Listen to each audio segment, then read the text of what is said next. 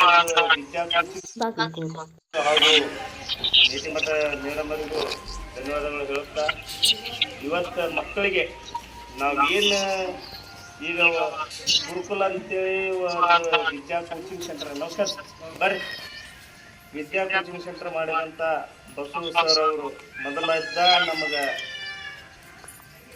ಈ ಒಂದು ಶಾಲೆ ತೆಗಿನು ಎಲ್ಲರೂ ಕೂಡಿ ಮಾಡೋನು ಅಂತ ಹೇಳಿ ಮೊದಲಿದ್ದ ಸ್ಕೂಲ್ ತೆಗೆದು ನಾವು ಅದಕ್ಕೆ ಒಂದು ನೆಲೆಯನ್ನು ಮಾಡಿ ನಾವು ಶಾಲೆ ನಡೆಸ್ತಾ ಇರ್ತೀವಿ.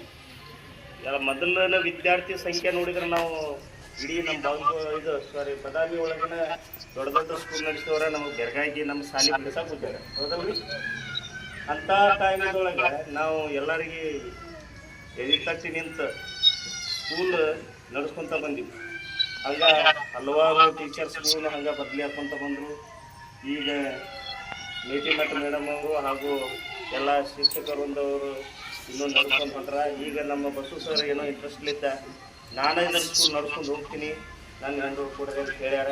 ಎಲ್ಲರೂ ನಾವು ಆಯ್ತು ನಡ್ಸ್ಕೊಂಡು ಹೋಗು, ಆದಷ್ಟು ಒಳ್ಳೇದಾಗಲಿ, ಎಲ್ಲ ಇಂಪ್ರೂವ್ಮೆಂಟ್ ಮಾಡಿಕೊಡು ಅಂತೇಳಿ ನಮ್ಮ ನೀತಿ ಮಠ ಮೇಡಮ್ ಅವರಿಗೂ ಅವ್ರಿಗೆ ಹೇಳಿ ಸರ್ಕಾರದಿಂದ ನಡೆಸ್ಕೊಂಡು ಬಂದ್ರಿ.